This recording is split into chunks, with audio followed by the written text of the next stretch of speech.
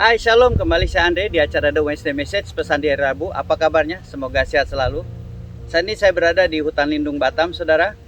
Minggu ini saya ingin membawa satu pesan yang bertemakan bagaimana kita menjadi berkat dimanapun kita berada, atau memberikan dampak yang positif dimanapun kita berada.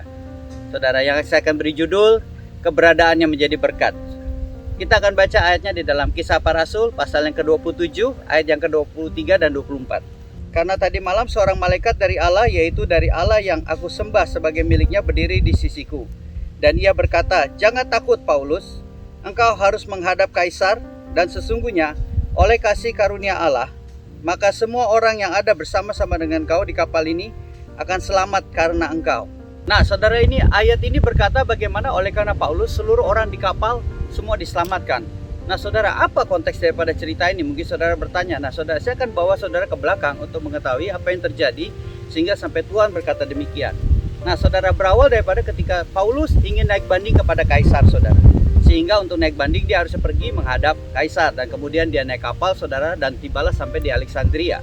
Ketika sampai di Alexandria, akhirnya mereka ingin berangkat ke Italia.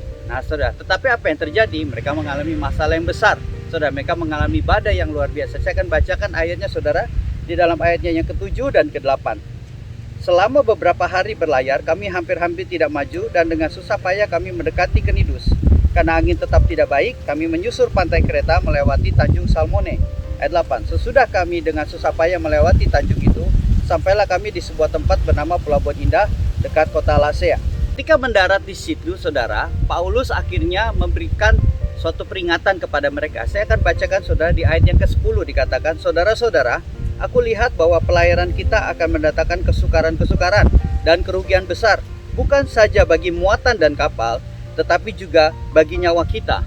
Nah, Paulus sudah mendapatkan suatu peringatan. Apakah Tuhan berbicara kepada dia atau berdasarkan pengalaman dia?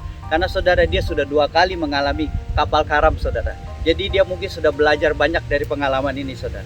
Tetapi apa yang terjadi? Di dalam ayatnya yang ke-11 dikatakan perwira itu lebih percaya kepada juru kemudi dan nahkoda daripada kepada perkataan Paulus.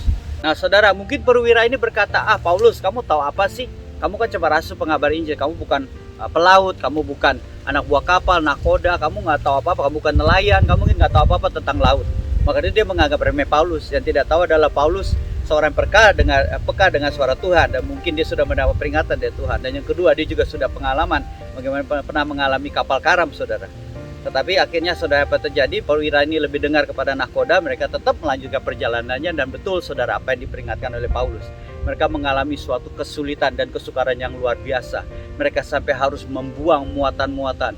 Mereka hampir karam, saudara. Mereka bahkan harus akhirnya terombang-ambingkan di laut. Berhari-hari mereka tidak makan, saudara.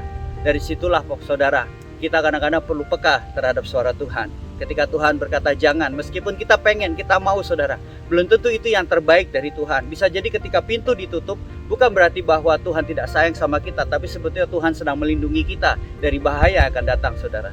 Dan ini seperti yang terjadi, mereka tidak mendengarkan Paulus. Akhirnya mereka tetap ngotot dan akhirnya mengalami kesukaran yang besar. Dan kita akan baca ayatnya ke-21. Disinilah akhirnya, saudara, Paulus menegur mereka kembali, saudara.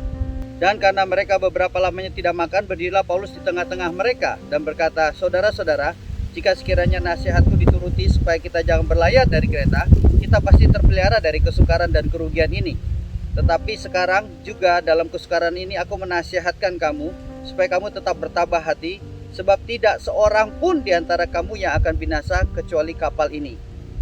Saudara, dari sini kita bisa tahu bagaimana, saudara, ketika mereka tidak mendengarkan suara Paulus yang sebetulnya dari Tuhan, mereka tidak mendengarkan peringatan, mereka hampir saja binasa, saudara. Mereka mengalami kesukaran yang besar.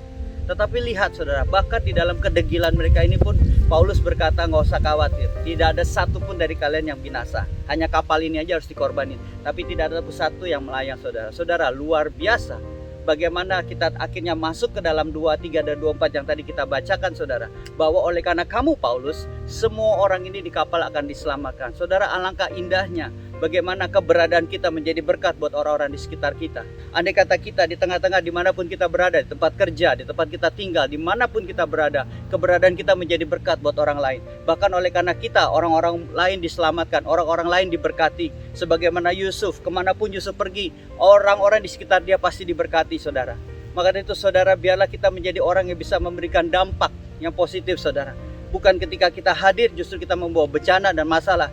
Justru ketika kita hadir kita membawa suatu solusi, memberikan suatu berkat, menjadi berkat bagi orang di sekitar kita. Bayangin, saudara, oleh karena Paulus akhirnya orang-orang ini diselamatkan.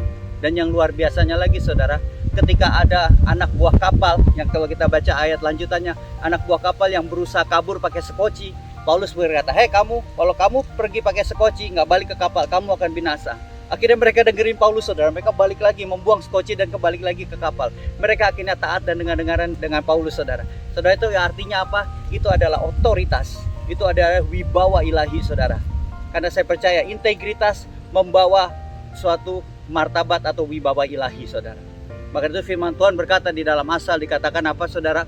Amsal 22 ayat pertama, nama baik lebih berharga daripada kekayaan besar. Dikasih orang lebih baik daripada perak dan emas, saudara. Nah, saudara, di sini kita bayangkan, saudara, bahwa nama baik jauh lebih berharga. Integritas itu jauh lebih berharga, saudara, di mana itu memberikan suatu otoritas dan wibawa ilahi. Bagaimana Paulus, saudara, bahkan bisa memerintahkan kepada anak buah kapal untuk mengikuti perintah dia yang dia sendiri bukan seorang pelaut ataupun ABK, saudara. Dari sinilah bagaimana Tuhan memakai Paulus secara luar biasa. Dan demikianlah biarlah kita juga seperti itu, saudara.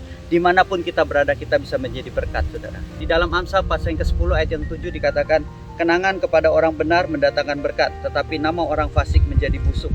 Nah, saudara, bagaimana Paulus menggenapi ayat ini? Dikatakan kenangan kepada orang benar mendatangkan berkat, saudara.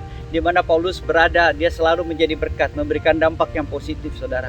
Karena bahkan di dalam 2 Tesalonika dia dikatakan bahwa kami, ikutilah teladan kami, turutilah teladan kami.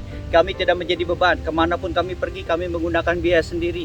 Kami tidak mengambil roti dengan cuma-cuma, kami membayar. Dia betul-betul memberikan contoh dan teladan yang luar biasa. Biarlah kita juga belajar dari Paulus, saudara.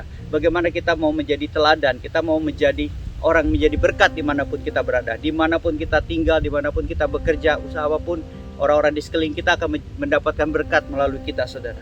Kita memberikan kesan yang positif. Bahkan oleh karena kita, orang-orang lain diberkati. Semoga video singkat ini bisa jadi berkat buat kita semua. Sampai jumpa di video selanjutnya. God bless you.